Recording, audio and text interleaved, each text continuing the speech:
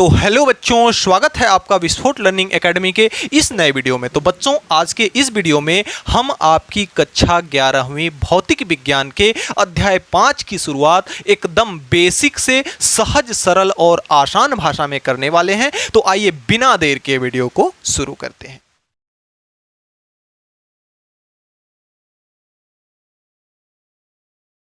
तो बच्चों, अध्याय 5 शुरू करने से पहले हम थोड़ा सा आपको इसके पीछे लेकर के चलते हैं ताकि आगे वाली चीजें आपको रियलाइज हो जाएं, ताकि आपको ये पता लग जाए कि आप आखिर अध्याय 5 को क्यों पढ़ें और अध्याय 5 पढ़ना क्यों जरूरी है। दूसरी चीज हम आपको बता दें कि अगर हम आपके कक्षा 11वीं की बात करें तो कक्षा 11वीं के सभी पाठों में से ये एक बहुत ही महत्वपूर्ण पाठ माना जाता है जिसको आपको पढ़ना बहुत जरूरी है। तो आइए लेकर के चलते हैं आपको थोड़ा सा पहले। आपने पाठ 1 में पढ़ा भौतिक जगत, जिसमें आपको ये बताया गया कि आखिर भौतिक विज्ञान है क्या और भौतिक विज्ञान में आपको क्या क्या चीजें सीखना है। इसका इंट्रोडक्शन हमने किस में किया? पाठ 1 यानी कि भौतिक विज्ञान में। आपका अगला है दूसरा पाठ मापन तथा मात्रक। देखिए, इसमें आप अध्याय 2 में आपको ये पढ़ाया गया कि जो कुछ भी भौतिक राशियां हैं उनको हम कैसे मापते हैं, उनको व्यक्त कैसे करते हैं। इसमें हमने विमाओं वगैरह के बारे में भी पढ़ा। और आप अगले क्रम में नंबर 3 में आपने पढ़ा, यानी पाठ 3 में आपने पढ़ा एक विमीय गति। देखिए, विमाएं 3 होती हैं। कौन कौन सी? जैसे अंकों की बात करें x, y और z की, तो ये आपका y और ये आपका x और ये आपका क्या है? z, जिसके बारे में हम लोगों ने चर्चा भी किया था कि ये जो z होता है आपका ऐसे होता है समतल, ये जो आपका तल है इसके लंबवत होता है। तो ये यानी कि एक डायरेक्शन, अगर आप नॉर्मली कमरे को देखें तो कमरे में कितनी दिशाएं होती हैं? उसकी लंबाई, उसकी चौड़ाई और उसकी ऊंचाई। तो ठीक उसी प्रकार से इसको समझ लीजिए, चौड़ाई, लंबाई और ऊंचाई। तो यानी कि 3 दिशाएं होती हैं, हमको 3 दिशाओं में चलना होता है, लंबाई में, चौड़ाई में और ऊंचाई में। तो ऐसी गति जो कि केवल एक विमीय हो, यानी एक विमा के अंतर्गत चल रही हो, यानी कि अगर x में चल रहा हो तो केवल x में चले, y में चल रहा हो तो केवल y में चले और z में चल रहा हो तो केवल z में चले। तो ऐसी गति को हम क्या कहते हैं? एक विमीय गति, जिसे हमने किस में पढ़ा? आपके अध्याय 3 में। अध्याय 4 आपका क्या है? द्विविमीय गति। द्विविमीय गति नाम से ही जैसा स्पष्ट है, द्वि का मतलब होता है 2, यानी कि ऐसी गति जिसको करने के लिए, जिसको चलने के लिए, ऐसी गति जिसमें चलने के लिए हमें कितनी विमाओं की आवश्यकता पड़े? 2 विमाओं की आवश्यकता पड़े। तो यानी कि अगर हम इस तल को लें तो आपका x और y हो रहा है। अगर मान लेते हैं, सपोज कीजिए कि आपके दीवार पे कोई छिपकली चल रही है। इस पाठ को जब मैंने पढ़ाया है तो उसमें सारी चर्चाएं की गई हैं कि आखिर द्विविमीय में क्या है। शॉर्ट में मैं आपको बता रहा हूं कि जैसे दीवार पे आपकी छिपकली चल रही है तो दीवार क्या है? ये समझ लीजिए कि दीवार है, तो इसकी चौड़ाई है, इसकी लंबाई है, यानी y अक्ष है और x अक्ष है। यहाँ पे कितने विमाओं को काम में लिया जा रहा है? 2 विमाएं काम में आ रही हैं, यानी कि ये कैसी गति है? द्विविमीय। यानी अगर इस पे छिपकली चलेगी तो इसके लंबाई में बढ़ रही है। मान लेते हैं ये कोई अक्ष है, ये इसमें छिपकली चल रही है, तो अगर ऐसे चलती है छिपकली तो इसके लंबाई में भी परिवर्तन हुआ, चौड़ाई में भी परिवर्तन हुआ, यानी 2 दिशाएं हुई। तो ऐसी गति जिसमें 2 दिशाओं का उपयोग किया गया हो क्या कहलाता है? द्विविमीय गति। यानी कि अब बच्चा बड़ा होकर के गति करना सीख चुका है। क्या सीख चुका है? गति करना सीख चुका है। अब यानी कि गति कैसे होती है, गति आखिर होती कैसे है, इस चीज को हम लोगों ने भली भांति सीख लिया। गति कैसे होती है, इसको हमने 2 से लेकर के 3-4 पाठ तक के अंतर्गत हम लोग सीख चुके कि गति आखिर कैसे होती है। अब हम जो हमारा पाठ 5 है इसमें हम पढ़ेंगे कि क्या गति क्यों होती है, गति क्यों होती है कैसे। तो हमने पार्ट 3 में सीख चुके, जिसका लिंक आपको डिस्क्रिप्शन बॉक्स में दे दिया जाएगा। चूंकि सेशन थोड़ा सा लेट हो चुका है, इसलिए मैं 1 से 4 पार्ट तक आपके पहले पढ़ाया हूं। तो आप उसमें से आप अभी क्या करेंगे कि अभी वहीं से आप कंप्रोमाइज़ कर लेंगे। इसके बाद जैसे ही आपका कोर्स कंप्लीट होगा, मैं 1 से 4 पार्ट तक फिर से आपको विधिवत पढ़ा दूंगा। जो भी टॉपिक छूटे होंगे आप वीडियो देखने के बाद कमेंट करेंगे, और जैसा भी होगा, आपको जो भी समझ में नहीं आता है, जो भी टॉपिक समझ में नहीं आता है, आप कमेंट बॉक्स का उपयोग कर सकते हैं। आपके कमेंट को प्रॉपरली यहाँ पढ़ा जाता है और आपकी प्रॉब्लम को सॉल्व किया जाता है। जो भी प्रॉब्लम आपकी रहेगी, मैं नेक्स्ट वीडियो जब भी बनाऊंगा तो उसमें आपकी प्रॉब्लम को सॉल्व कर दूंगा, मेंशन कर दूंगा। तो अब हम बात कर रहे थे कि जो आपका चैप्टर 5 है, तो देखिए हमने 1 से लेकर के 4 पार्ट तक ये सीखा कि आखिर गति कैसे होती है। अब हम जो हमारा ये पार्ट 5 है, इसमें हम पढ़ेंगे कि गति क्यों होती है। तो आपका जो चैप्टर 5 है वह है गति के नियम। क्या है? गति के नियम। गति को आप लोग जानते ही हैं कि जब कोई कण समय के साथ साथ अपनी स्थिति में परिवर्तन करता है, जैसे जैसे अगर पहले सेकंड में यहाँ था, दूसरे में यहाँ आ गया, तीसरे में यहाँ, चौथे में यहाँ, पांचवें में यहाँ, छठवें में यहाँ, यानी कि जैसे जैसे समय बढ़ रहा है तो कण की स्थिति में क्या हो रहा है? परिवर्तन हो रहा है। पहले इस कण की स्थिति इस ग्रीन बोर्ड पर यहाँ थी, कुछ समय पश्चात यहाँ हो गई, कुछ समय पश्चात यहाँ हो गई, कुछ समय पश्चात यहाँ हो गई, और कुछ समय पश्चात यहाँ हो गई। यानी कि समय के हिसाब से इस पिंड का, इस वस्तु का क्या हो रही है? स्थिति में परिवर्तन हो रहा है। इस वस्तु के स्थिति में परिवर्तन हो रहा है, तो यह कहा जाएगा कि यह वस्तु कैसी अवस्था में है? गति के अवस्था में है। तो ये हमने जाना है कि गति किसको कहते हैं। अब इसके नियमों को पढ़ेंगे। सबसे पहले हम बात करेंगे आखिर हम गति की संकल्पना किस आधार पर करते हैं। सपोज कीजिए कि आपके पास एक कोई वस्तु है। क्या है? एक कोई वस्तु रखी हुई है। क्या है? कोई वस्तु रखी हुई है, यानी कहने का मतलब क्या है? विरामावस्था में है। विरामावस्था में है। वस्तु कैसी अवस्था में है? विरामावस्था में है, अर्थात रुकी हुई है। अब हम अगर इसको क्या करते हैं? गति का मतलब यह होता है किसी भी वस्तु का अगर समय के साथ उसके स्थिति में परिवर्तन होता है तो वह कहलाती है गति। अब अगर हम इसको 10:05 पर अगर हम देखते हैं तो भी वस्तु यही है।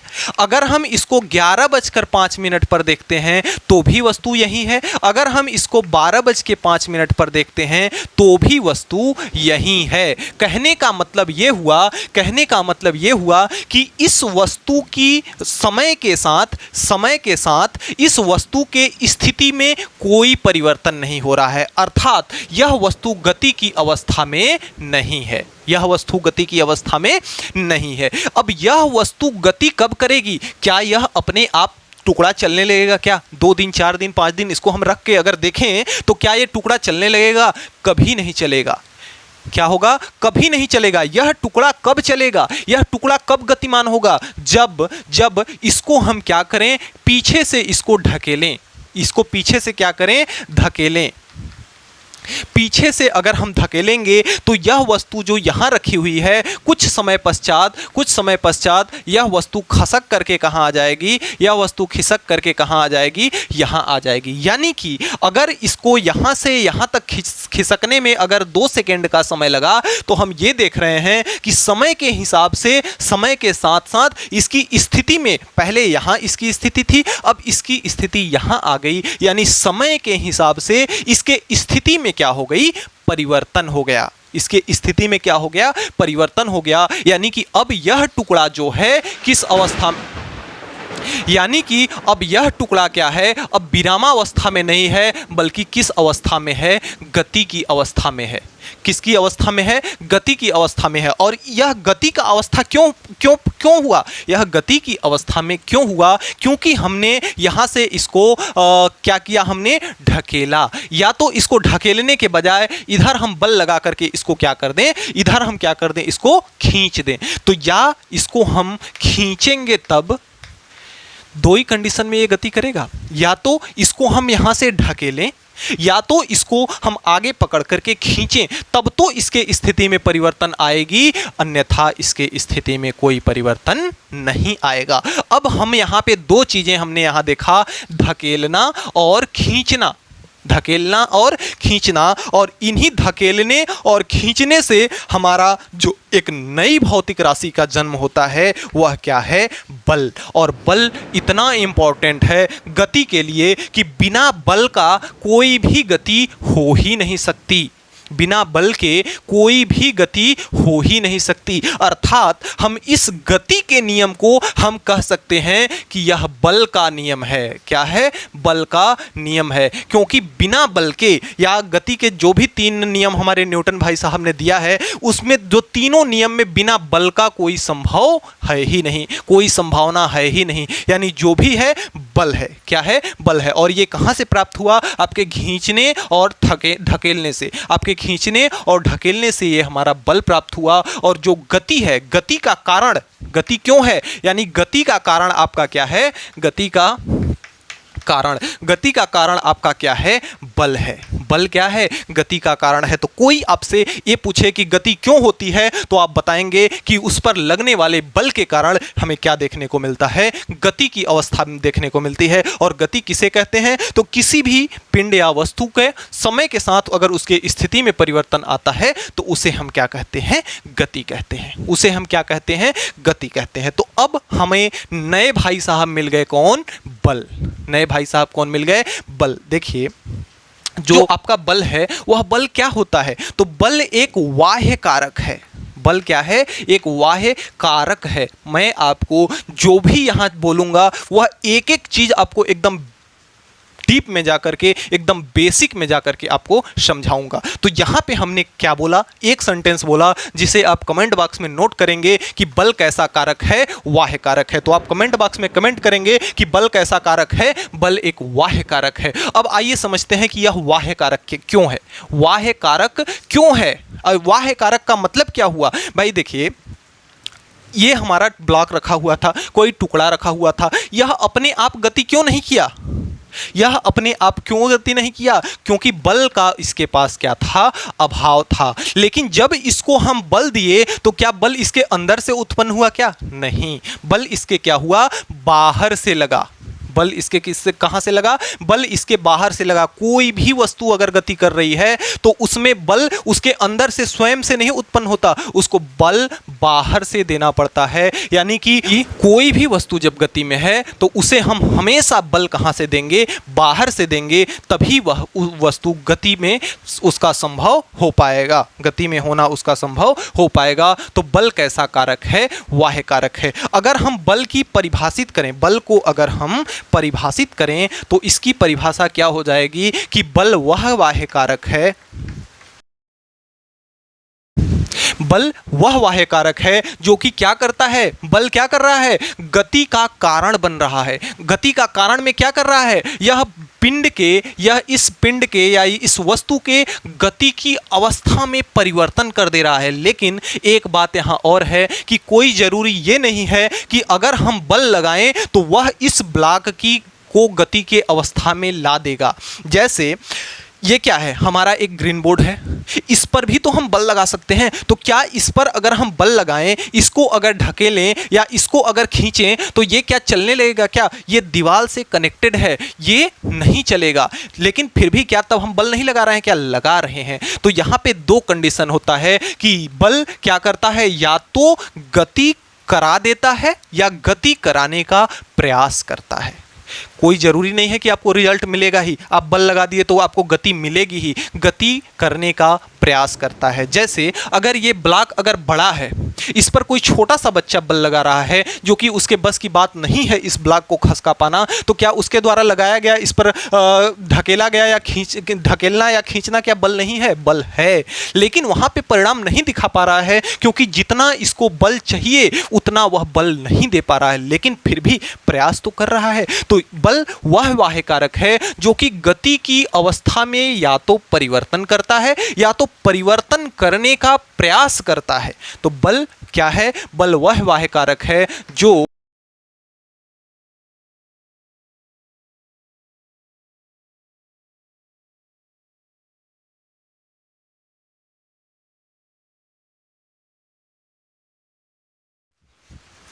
तो परिभाषा पढ़िए कि बल वह बाह्य कारक है जो कि किसी वस्तु की गति की अवस्था में परिवर्तन करता है या परिवर्तन करने का प्रयास करता है, उसे हम क्या कहते हैं? बल कहते हैं। तो बल क्या है? एक्सटर्नल रिसोर्सेस है, यानी बाह्य कारक है, और जो गति का कारण है वह क्या है? बल है। गति का कारण बल है, और बल क्या है? बल एक एक्सटर्नल रिसोर्सेस है, बाह्य कारक है, जो कि क्या करता है? या तो वस्तु की स्थिति या अवस्था में परिवर्तन करता है या उसमें परिवर्तन करने का प्रयास करता है। वह क्या कहलाता है? बल कहलाता है। आप चाहें तो इसका स्क्रीनशॉट ले लें। हम आपके नोट्स पर कार्य कर रहे हैं, नोट्स पे आपका कार्य हो रहा है। आपको चैनल के डिस्क्रिप्शन बॉक्स में मेरे टेलीग्राम चैनल का लिंक मिल जाएगा, उस टेलीग्राम चैनल को आप सब्सक्राइब कर लेंगे। यहाँ पे जो भी कक्षाएं आपके फिजिक्स से संबंधित अपलोड की जाएंगी, मैं प्रयास करूँगा कि सभी का नोट्स आपको उस टेलीग्राम चैनल के माध्यम से आप तक उपलब्ध कराया जाए। तो आइए देखते हैं बल के बारे में थोड़ा सा और अगर बात हम कर लें तो बल का अगर हम SI मात्रक, पहले तो अगर हम बल के सूत्र की बात करें तो बल को हम F से डिनोट करते हैं। किससे डिनोट करते हैं? F से डिनोट करते हैं, और बल बराबर होता है M × A, यानी कि F किसको कहते हैं? बल बराबर M का मतलब हुआ यहाँ पे द्रव्यमान और इनटू में त्वरण। आगे चल करके आप जब गति का दूसरा नियम पढ़ेंगे तो आप F बराबर ma को प्रूफ करके भी देखेंगे कि F बराबर ma कैसे आता है। तो बल बराबर अभी समझ लीजिए क्या होता है? द्रव्यमान इंटू त्वरण। और पिछली पाठों में आप मात्रक, जब आप पाठ 2 अध्याय 2 में आप जब मापन और मात्रक पढ़ रहे थे तो आपको मात्रक निकालना और उसकी विमाएं निकालना आपको बताया गया था। तो यहाँ पे अगर हम बल की बात करें तो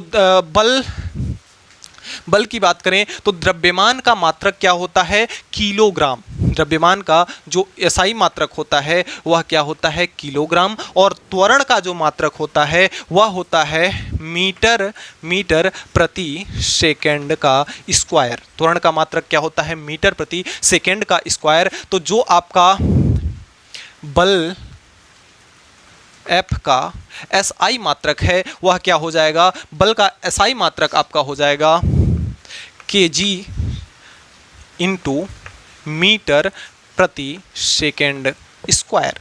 kg इंटू मीटर प्रति सेकेंड स्क्वायर। अब देखिए, जो हमारा गति का नियम था इसको हमारे किसने दिए थे? न्यूटन भाई साहब ने दिए थे। किसने दिया था? न्यूटन भाई साहब ने दिया था। तो हम बल को न्यूटन भैया को सम्मान देने के लिए बल का जो मात्रक kg मीटर प्रति सेकेंड स्क्वायर है, kg इंटू मीटर प्रति सेकेंड स्क्वायर है, इसी को हम नाम दे देते हैं क्या? न्यूटन।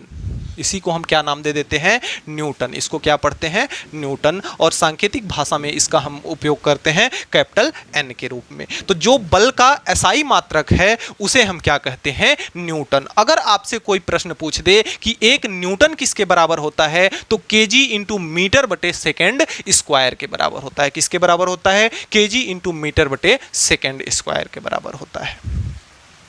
ठीक है। अब देखिए, इसके अगर हम F का CGS मात्रक की अगर बात करें तो किलोग्राम, ये SI मात्रक है आपका। किलोग्राम का यहाँ पे क्या हो जाता है? ग्राम हो जाता है। मीटर का आपका क्या हो जाता है? सेंटीमीटर हो जाता है। तो ग्राम इंटू सेंटीमीटर बटे सेकेंड का आपका सेकेंड ही रहता है। तो ग्राम इंटू सेंटीमीटर प्रति सेकेंड का स्क्वायर होता है। अब इसको अगर हम देखें तो इसको हम कहते हैं डाइन। DYNE, dine. वो वाली डाइन नहीं है जो रातों में आती है और आपको डराती है, वो नहीं, ये डाइन होता है। इसका जो सीजियस मात्रक है वह क्या है? डाइन होता है। अगर हम F के बीमा की बात करें, तो हम जानते हैं, देखिए बीमा कैसे निकालते हैं, पार्ट 2 में आपको बताया गया है। द्रव्यमान थोड़ा सा इसको और समझ लेते हैं। द्रव्यमान की बीमा क्या होती है? द्रव्यमान की बीमा जो होती है इसको हम m के रूप में डिनोट करते हैं। और जो त्वरण होता है, त्वरण क्या होता है? वेग परिवर्तन की दर त्वरण कहलाती है। वेग परिवर्तन की दर यानी समय t। और वेग बराबर क्या होता है? मीटर चली गई दूरी d बटे टी, तो T into T double T हो जाएगा यहाँ पे। तो यहाँ से आपका दूरी का बीमा क्या होता है, एल होता है। दूरी की बीमा क्या होती है, एल होता है। बटे में क्या हो जाएगा, टी इंटू टी। समय का क्या होता है, सेकेंड,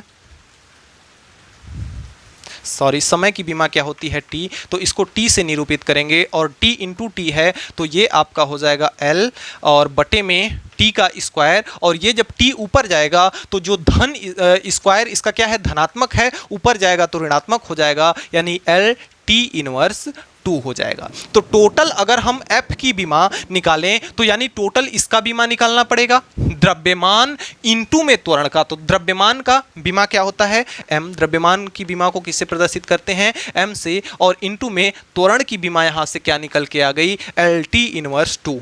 एल टी इनवर्स 2 अगर इनको आपस में हम मिला दें तो ये आपका आ जाएगा एम एल टी इनवर्स 2। तो आपके बल का जो बीमा हो गया, बल का बीमा क्या हो जाएगा, एम एल टी इनवर्स। दूसरी चीज कि एफ एक क्या है, एक नोट पॉइंट में लिखेंगे, एफ एक सदिश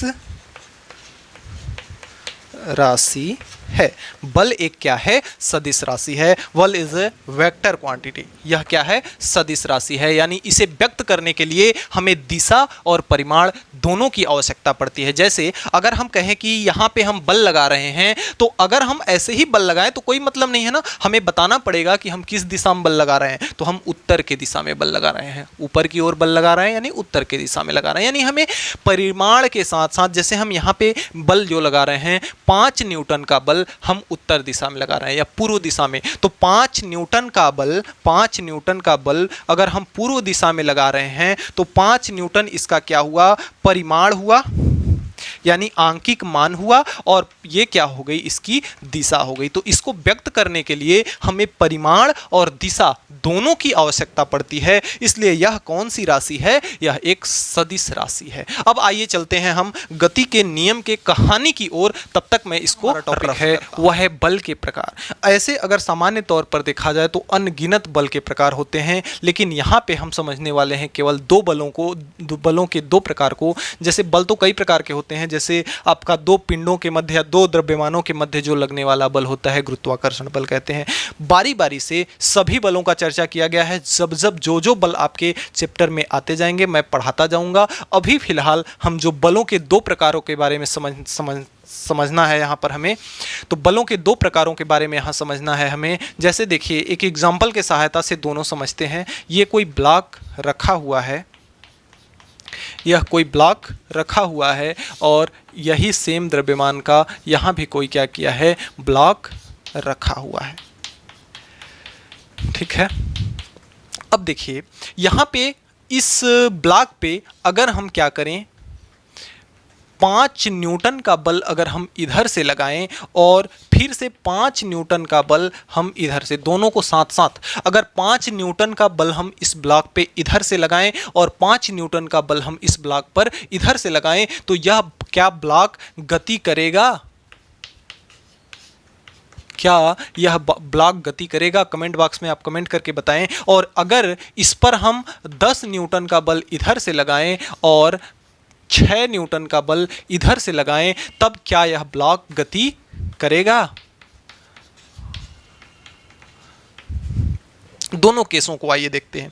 तो अगर हमने यहाँ पे 5 न्यूटन का बल इधर से लगाया, 5 न्यूटन का बल इधर से लगा दिया, तो आपका आंसर एक लाइन में होगा कि नहीं सर, यह गति नहीं करेगा, क्योंकि जो एफ है नेट है, यानी इस पर जो लगने वाला नेट बल है वह अगर 5 न्यूटन इधर से है, प्लस का 5, भाई एक दिशा, अगर इस दिशा को प्लस से लेंगे तो इसके विपरीत है, इसलिए प्लस का विपरीत क्या होता है, माइनस। तो यह किस में है, माइनस में है। तो 5 न्यूटन अगर इस दिशा में लग रहा है तो प्लस का, और 5 न्यूटन इस दिशा में लग रहा है तो माइनस का, बराबर कितना आ जाएगा, 0। यानी इसका एफ नेट कितना है, 0। तो यह ब्लॉक क्यों गति नहीं कर रहा है? यह ब्लॉक गति नहीं कर रहा है क्योंकि इसका एफ नेट क्या है, 0 है। ठीक उसी प्रकार से अगर यहाँ पे इसका हम एफ नेट निकालें, तो यहाँ पे अगर एफ नेट निकालें तो यहाँ पे एफ नेट इधर से अगर प्लस 10 न्यूटन का बल लग रहा है और इधर से माइनस 6 न्यूटन का बल लग रहा है, तो भी यहाँ पे कितना लग रहा है बल,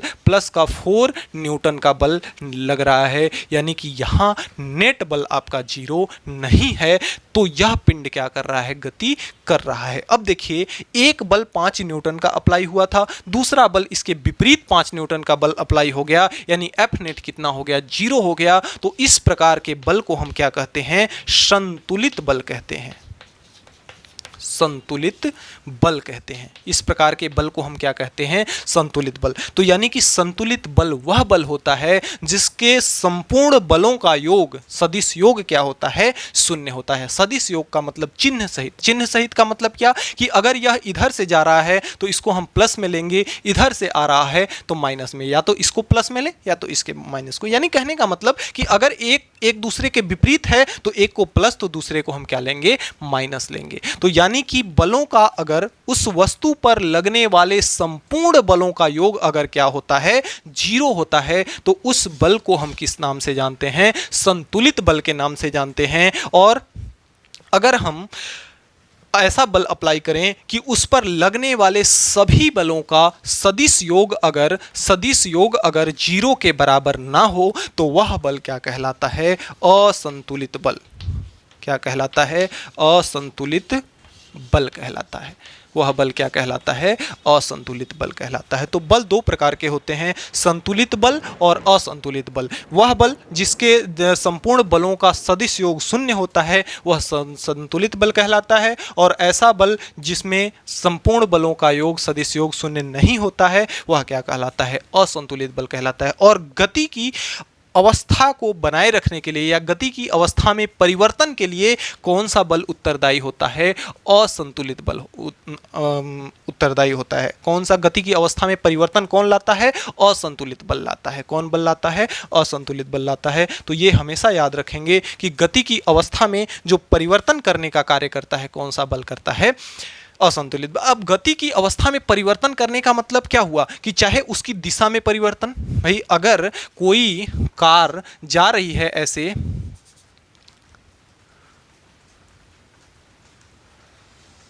कोई कार अगर सीधी गति करती हुई जा रही है तो इसको इधर घुमाने के लिए इस पर क्या करना पड़ेगा, इसके सामने से एक हमें फोर्स अप्लाइड करना पड़ेगा, बल लगाना पड़ेगा, तब जाकर के कार इधर की ओर मुड़ेगी। यानी कि इसके गति, इसके समय के साथ इसके स्थिति में परिवर्तन, इसके दिशा में परिवर्तन, चाहे इसके अंदर गति में या दिशा में परिवर्तन जब भी होगा वह किसके कारण होगा, बल के कारण होगा। किसके कारण, बल कारण होगा, बल के कारण। और कैसे बल के कारण, असंतुलित। अब तक हमने जो सीखा वह है कि गति का कारण क्या है, गति क्यों होती है।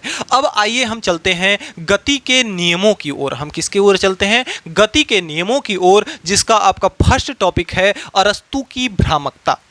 क्या है, अरस्तु की भ्रामकता। आइए थोड़ा सा आप अपने दिमाग में इमेजिन कीजिएगा। मैं एक एग्जांपल बता रहा हूं कि जैसे अगर कोई बंदा है जो कि क्या कर रहा है, साइकिल चला रहा है। कोई बंदा या बंदी है जो कि क्या कर रही है, साइकिल चला रही है। देखे होंगे कि साइकिल को चलाने के लिए हमें लगातार क्या करना पड़ता है, पैडल मारना पड़ता है। साइकिल के पैडल को हम लगातार कंटिन्यूअसली उसको क्या करते हैं, घुमाते हैं।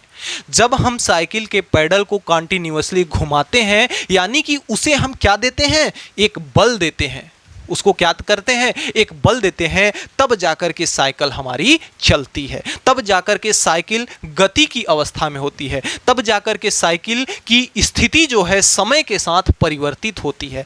क्यों, क्योंकि उसको हम पैडल मार करके, उसका पैडल चला करके उसको हम बल दे रहे हैं, तब जाकर के हमारी साइकिल चलती है। यानी कि यहाँ पर अगर हम देखें सिंपल से लैंग्वेज में, तो हमको ये देखने को मिल रहा है कि साइकिल को गति देने के लिए, साइकिल को गति की अवस्था में लाने के लिए उसे हमें निरंतर क्या कर रहे हैं, हम उसको बल दे रहे हैं। तो स्वाभाविक सी बात है कि एक वैज्ञानिक थे, महान वैज्ञानिक थे, दार्शनिक थे, अरस्तु। तो इन्होंने ये सोचा, वैज्ञानिक भी थे, दार्शनिक भी थे। तो देखिए इन्होंने ये सोचा, स्वाभाविक सी बात है कि इनके मन में ये प्रश्न आया कि आखिर गति क्या साइकिल को गति देने के लिए या किसी भी वस्तु को गति देने के लिए क्या हमें निरंतर बल की आवश्यकता होती है। तो इनको लगा कि हाँ, इन्होंने कहा कि हाँ, साइकिल को या किसी वस्तु को गति प्रदान करने के लिए, गति देने के लिए हमें उस पर निरंतर क्या आरोपित करना पड़ता है?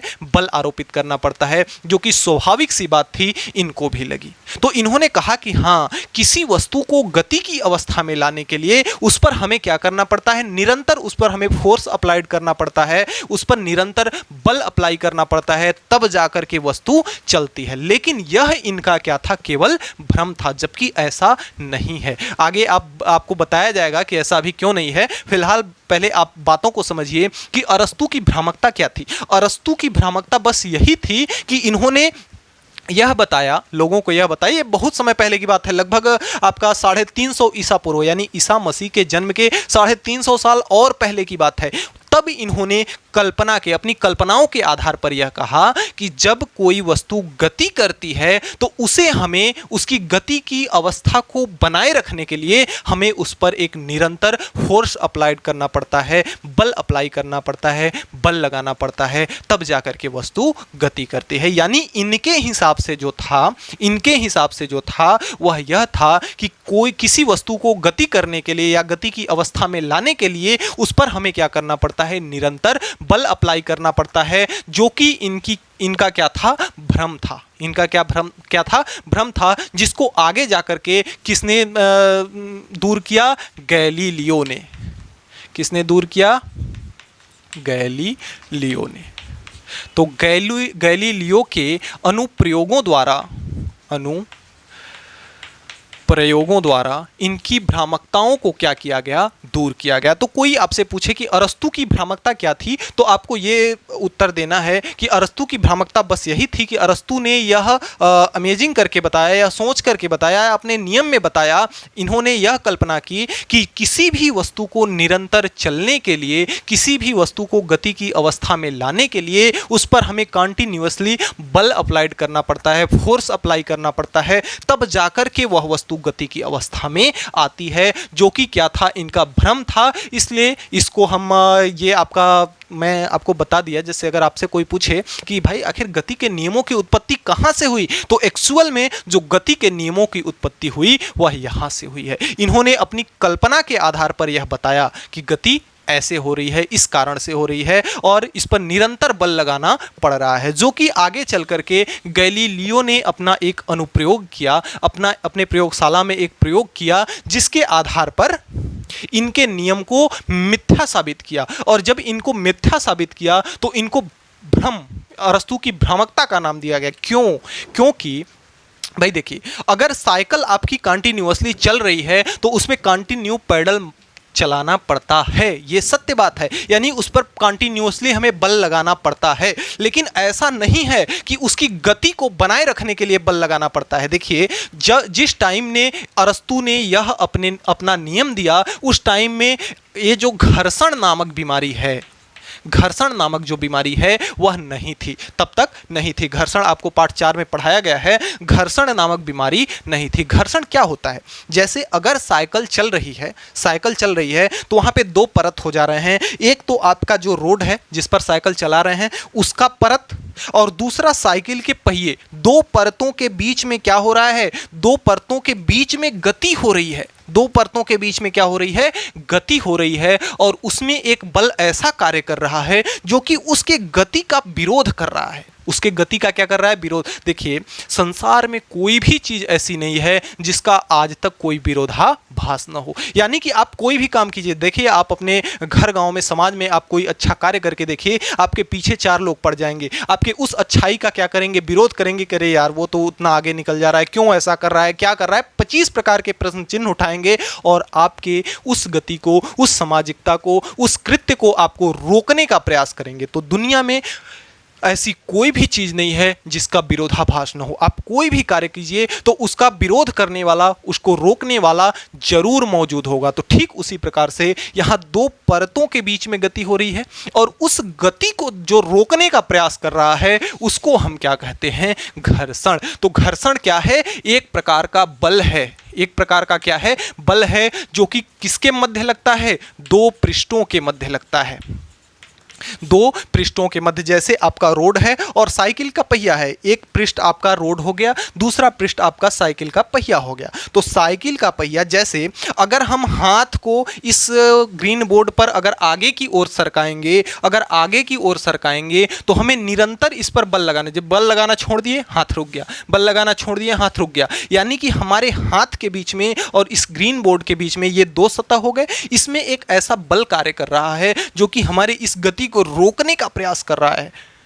आइए समझते हैं इसको हम अच्छे तरह से गैलीलियो के अनुप्रयोग द्वारा। गैलीलियो ने एक आनत तल लिया, आनत तल, आनत तल। अब आनत तल क्या चीज़ होती है कि जैसे अगर यह डस्टर है, इसको हम झुका करके ऐसे रख दें, यानी कि इसको किसी कोण पर अगर हम रख दें, इसको झुका करके, ताकि इसके अंदर क्या हो, झुकाव हो, तो इसका ये तल जो है क्या कहलाएगा, आनत तल कहलाएगा। यानी झुका हुआ कोई भी तल हो क्या कहलाएगा, आनत तल कहलाएगा। तो अपने अनुप्रयोग में गैलीलियो ने क्या किया, एक आनत तल लिया। मान लेते हैं इसको इन्होंने कितने पे रखा, 45 डिग्री पे रखा।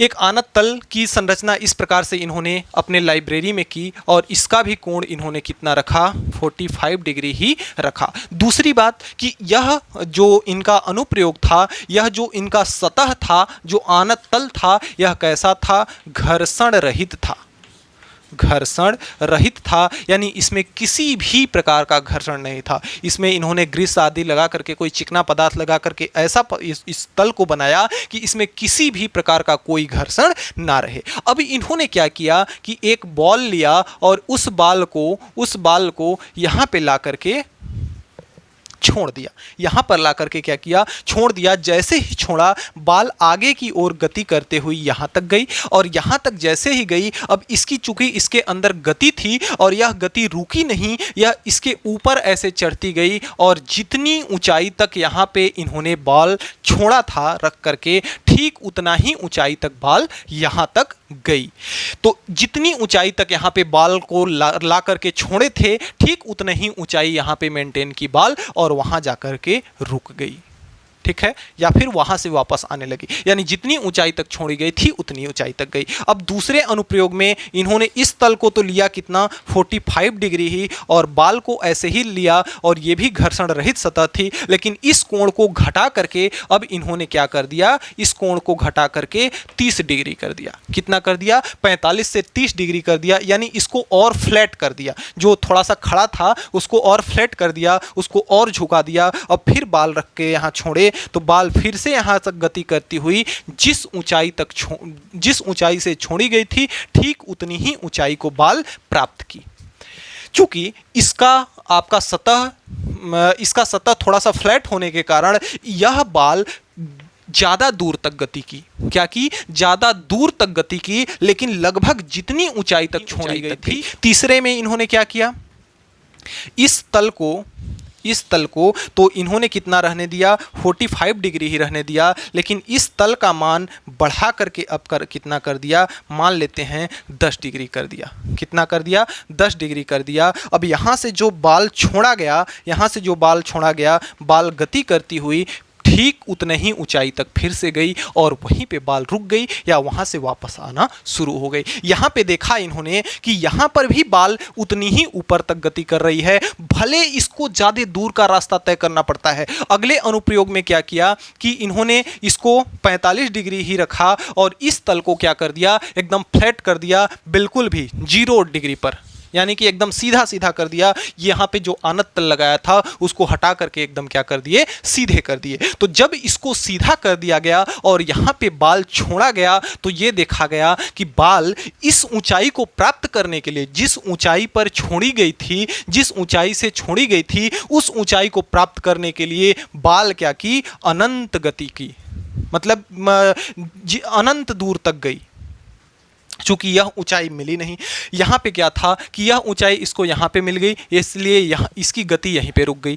यहाँ पे गया, इसकी ऊंचाई यहाँ पे मिली तो इसकी गति यहाँ तक गई। यहाँ पे इसकी ऊंचाई यहाँ मिली तो इसकी गति यहाँ तक हुई। लेकिन यहाँ पे उस ऊंचाई को प्राप्त करना वह ऊंचाई थी ही नहीं, तो उस ऊंचाई को प्राप्त करने के लिए यह कितनी भी दूर तक चली गई। यानी कि कहने का मतलब जिस ऊंचाई पर छोड़ी गई है, यानी कि इसको एक बार छोड़ा गया, ऊपर ला करके बल लगा करके एक बार छोड़ा गया, तो यह उसी ऊंचाई को प्राप्त करने के लिए निरंतर चलती जा रही है, निरंतर चलती जा रही है। जैसे ही उसको यह ऊंचाई मिल जा रही है, बाल क्या हो जा रही है, रुक जा रही है। तो यहाँ पे गैलीलियो के दिमाग की बत्ती जली और इन्होंने सोचा क्या कि अगर ऐसा होता कि किसी वस्तु को चलने के लिए, उसकी अवस्था में परिवर्तन के लिए अगर उस पर हमेशा बल अप्लाइड करना पड़ता, तो क्या यह बाल यहाँ तक क्यों जाती, यहीं पे आके रुक जाती, यहीं पे आके रुक जाती। क्योंकि भाई इसको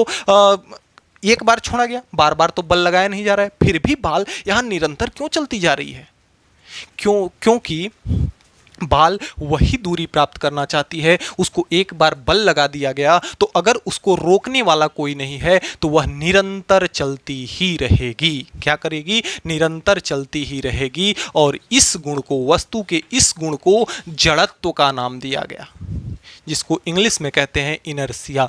किसका नाम दिया गया? जड़त्व का नियम दिया गया। और इसी के आधार पर इन्होंने जड़त्व की संकल्पना की और इन्होंने अरस्तु को बताया कि देख भाई, ये तुम्हारा नियम सत्य नहीं है, हमेशा उस पर बल लगाना नहीं पड़ता, इसको एक बार छोड़ रहे हैं तो यह बॉल निरंतर चलती जा रही है, निरंतर चलती जा रही है, क्योंकि इसको रोकने वाला कोई नहीं है। अर्थात जो कि हम साइकिल चलाने में जो निरंतर हम पैडल मार रहे हैं, वह हम साइकिल को गति की अवस्था प्रदान करने के लिए हमेशा पैडल नहीं मार रहे हैं, बल्कि जो हमारा घर्षण बल काम कर रहा है, जो हमारा घर्षण बल काम कर रहा है, उस घर्षण बल यानी कि जो विपरीत बल हमें हमारी गति को रोकने का जो प्रयास कर रहा है, उस बल को निरस्त करने के लिए हम निरंतर उस पर बल लगा रहे हैं, ना कि वस्तु की को गति देने के लिए। क्योंकि वस्तु को गति देने के लिए तो एक बार ही यहाँ गति दी गई, तो वह वस्तु निरंतर चलती जा रही है, चूंकि इसको रोकने वाला कोई नहीं है। यानी कि जब कोई घर्षण रहित सतह हो, यानी कि जब कोई प्रतिक्रिया बल यानी इसके विपरीत बल ना लग रहा हो, तब वस्तु को गति की अवस्था प्रदान करने के लिए किसी बाह्य बल की आवश्यकता नहीं होती। और यह बाल हमेशा चलती रहेगी, यानी कि यह बाल अगर चल रही है तो हमेशा चलती रहेगी जब तक कि इसको रोका ना जाए। रोका कब जाएगा? जब अगर कोई बाल चल रही है, इस पर हम अगर इधर की ओर गति कर रही है, इधर से बल कर दें, बल लगा दें, तब रुक जाएगा। यानी कोई भी पिंड या कोई भी वस्तु अगर गति कर रही है तो वह हमेशा गति करते ही रहना चाहेगी जब तक उस पर कोई बाह्य बल न लगाया जाए। फिर से ध्यान से सुनिएगा कि अगर कोई वस्तु अगर गति की अवस्था में है तो वह निरंतर गति करती रहना चाहेगी जब तक इसको घर्षण बल के द्वारा या किसी भी बल के द्वारा, किसी भी बाह्य बल के द्वारा इसको ना रोका जाए, तब तक यह क्या करेगी? गति करेगी। तो यही आपका आगे चल करके न्यूटन भाई साहब के गति का पहला नियम बना, जिसे हम जड़त्व का नियम भी कहते हैं। तो जड़त्व किसी वस्तु का, जड़त्व का मतलब आलसपन। जैसे अगर हम सो रहे हैं तो हम सोते ही रहना चाहेंगे, अगर काम कुछ नहीं कर रहे हैं हम तो सोचेंगे कि अरे यार कौन फालतू में काम करे। यानी जड़त्व का मतलब आलसपन है। क्या है? आलसपन। किसी वस्तु का आलस्यपन है। अगर कोई वस्तु चल रही है तो वह चलती ही रहना चाहेगी। अगर कोई वस्तु रुकी हुई है तो यह अपने से नहीं चलेगी, रुकी रहना ही चाहेगी। कब तक? जब तक कि इस पर कोई बाह्य बल न लगाया जाए, जब तक कि इस पर कोई बाह्य बल, हम इसको ढकेल दें या इसको जब तक खींच न लें, जब तक कोई इस पर बाह्य बल अप्लाइड न करें, तब तक यह वस्तु रुकी ही रहना चाहेगी। और जब तक इसको बल लगाकर या जब तक इसको घर्षण बल रोके ना, या जब तक इसको कोई बाह्य बल रोके ना, तब तक यह वस्तु क्या करेगी? गति की अवस्था बनाई रहेगी, बनाई रखेगी। तो इसलिए जब तक कि वस्तु पर बाह्य बल न लगाया जाए तब तक वस्तु क्या करेगी? गति की अवस्था में ही रहना पसंद करेगी। और अगर रुकी हुई है तो रुकी हुई ही रहना पसंद करेगी। और वस्तु का यह गुण क्या कहलाता है? इनर्शिया कहलाता है, जड़त्व कहलाता है। तो ये रहा गैलीलियो के अनुप्रयोग, जो कि अरस्तु के नियम को एक भ्रामकता के नाम से नाम दिया, अरस्तु के नियम को भ्रामकता का नाम दिया, और न्यूटन भाई साहब के दिमाग की बत्ती खोली, जिससे न्यूटन भाई साहब ने इस पर काम करना शुरू कर दिया और गति के 3 नियम हमको दे डाले। और हमारे दैनिक जीवन में उन तीनों नियमों का अंधाधुंध उपयोग है, बिना हम उस तीनों नियम के बिना, जब तक कि हम उन तीनों नियमों को ना पढ़ें ना समझें, तब तक हम गति की संकल्पना नहीं कर सकते। तो वो तीनों जो मोस्ट इंपॉर्टेंट नियम हैं वह आपको अगले आने वाले वीडियो में, अगली क्लास में आपको समझाया जाएगा, बिल्कुल सहज सरल और आसान भाषा में। तो प्यारे बच्चों, आज के वीडियो में इतना ही। हमें उम्मीद है कि आज हमने जो भी पढ़ा वह सब कुछ आपको समझ में आया होगा। अगर फिर भी किसी भी प्रकार का आपको कोई डाउट है तो आप नीचे कमेंट बॉक्स में कमेंट करके हमें ज़रूर बताएंगे, आपकी प्रॉब्लम को सॉल्व किया जाएगा। तो बच्चों, मिलते हैं नेक्स्ट वीडियो में नेक्स्ट टॉपिक के साथ नेक्स्ट डे। तब तक के लिए गुड बाय।